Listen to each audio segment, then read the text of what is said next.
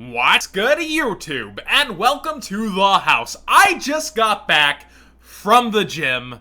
I'm a mess, and OTS Pack 11 freaking drops on the official Yu-Gi-Oh! Card database. Can we talk about how Konami is now beating the leaks by updating the database and giving us really awesome news?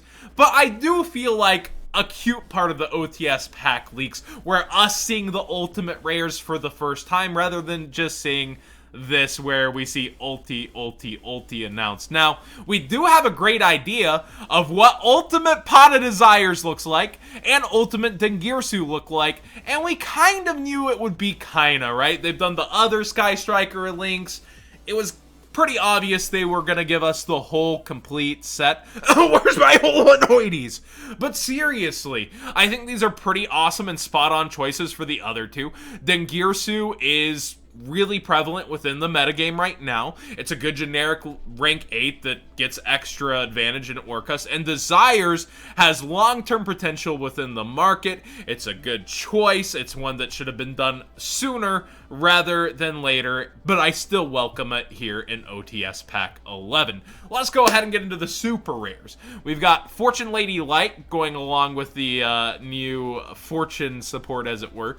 We've got Subterra Nemesis Archer. Was she only a secret rare up till now? I legitimately don't know the answer to that. Altergeist Conquery is a super rare addition for Altergeist, so a rarity upgrade there. Orcus Harpor and Nightmare, along with Dingirsu, start having me consider things that Konami's not so focused on hitting Orcus unless it's indirectly for this next list. Why would they give us so many foil upgrades and then go ahead and hit it? So I feel like it's either going to be Nightmare Mermaid, which would be super freaking odd since it's listed as the cards to hype up the Mega Tins or the Gold Sark Tins, which have Mega Packs within them. So maybe it's Rusty Bardish's time. I mean, I could see that within the argument. But still, either way, this just heavily hints at that not getting hit. And then there's something else later that's kind of funny. Aloof Lupine was super hyped coming out the gates for Thunder. And, you know, he never really ended up doing much for that deck.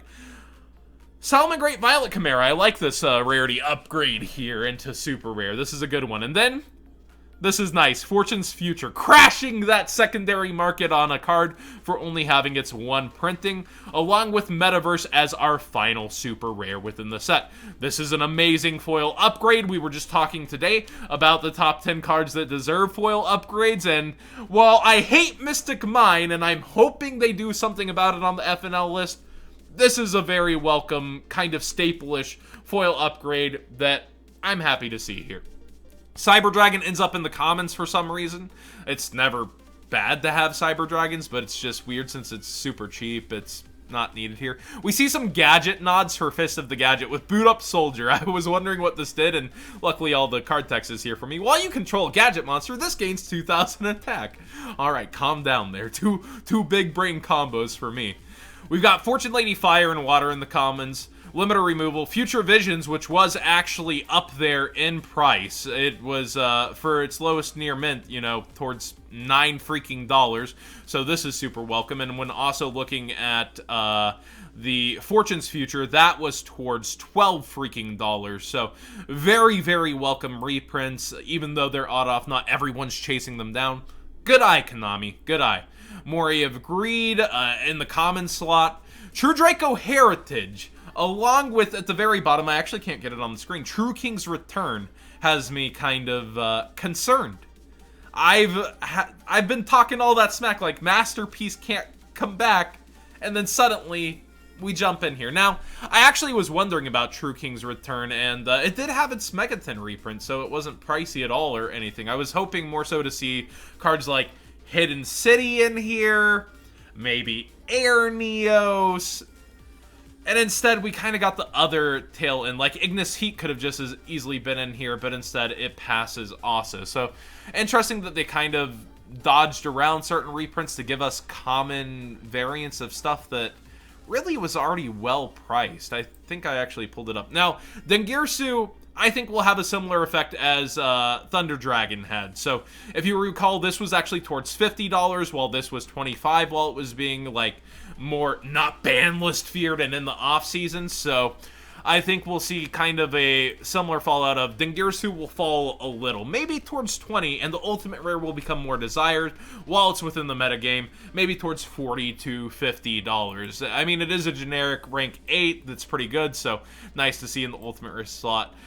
Kinda, I feel like, is probably the worst ulti, no matter how it looks out of the Sky Striker Link monsters for the extra deck. It's not like everyone's going to be clamoring for this one. Probably a $15 card. And Desires has the most long-term ceiling out of the bunch. Yeah, I looked up True Draco Heritage, and just really cheap. It's a shame that wasn't Ignis. But Desires, the secret rare, was actually its market price towards $24. Keeps falling down towards $15 even for the first editions you see here. So now this becomes the less desired version of the card, and this becomes the goo, and we'll see it probably similar to Pot of Duality, where once it sees another metagame, because Pot of Duality is really up there thanks to True Draco in the first place. When we see Desires and say Paleo's come back with Trap Trick Sarah, some deck that actually finds its way into the top cut and starts hyping it, and the quantities go out from it being out for years, such as this from Astral Pack 5, we'll see its true rise. It has the best long-term potential out of the 3 ultimates is what I'm saying. And you gotta face it. Dingirsu, the rest of the Orcas, they'll get hit. It'll be kind of chopped down towards a generic rank 8 that's not bad.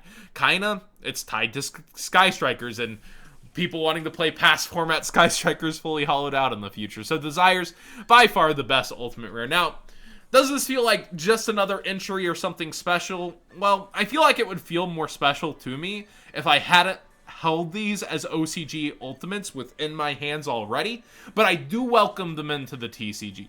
Desires should have been done way sooner. It should have been done while Pot of Desires was fresher.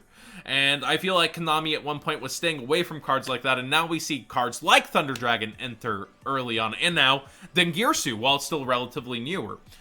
I think the bigger part of this speaks towards the ban list, us seeing support driven for Orcust, and us seeing, you know, the rarity actually downgrades in a sense for the true Dracos has more of the interesting conversation here within these cards than the cards themselves. But what are you guys most excited for, and what do you guys feel was missed? Like, it's so just weird to see this. Does Subterra Nemesis Archer actually have a Subterra Nemesis? I wonder if it has a lower rarity. I think it never got reprinted, so this might actually be somewhat welcome. Yeah, hey, this was a $5 card, so it's kind of nice to be able to pull it in a super rare form. But it's a rarity downgrade instead of an upgrade. Like, we were talking about cards like Shaddoll Dragon. You know, they missed it out of all the Shadolls, and it happens to be one of the more expensive ones, and it's not in here. You could have got a card like Airneos that has just been needed a reprint forever. And another conversation is, they stopped doing the imports. Maybe it's because of rare fish, but they stopped doing the random card import in each pack that kind of felt a little bit special, unique to the set. The vanillas, the fusions.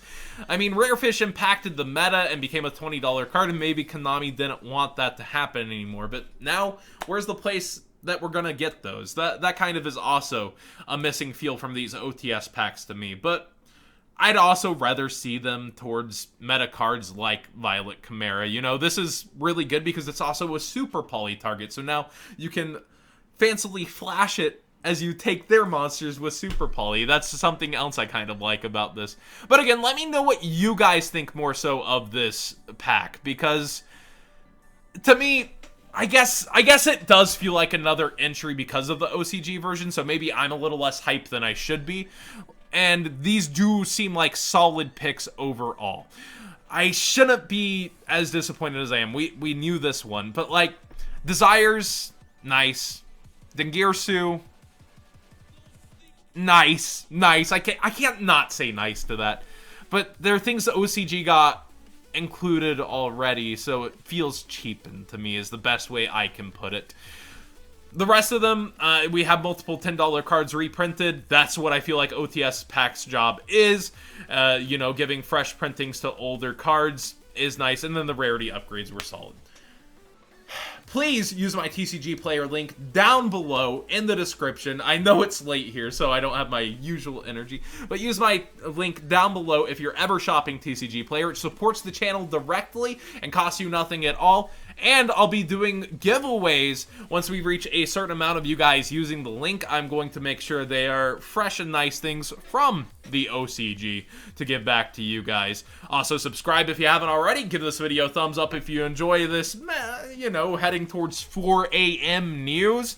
I actually do still enjoy doing these kinds of videos whenever the news drops. And let me know what you think again. I really do want to hear your opinions on this OTS pack. Since we're not seeing the cards yet, maybe it's a little skewed, and y'all aren't going to be as clingy to the cards just looking nice. And now we can sit and think about the choices. Thanks for watching, everybody.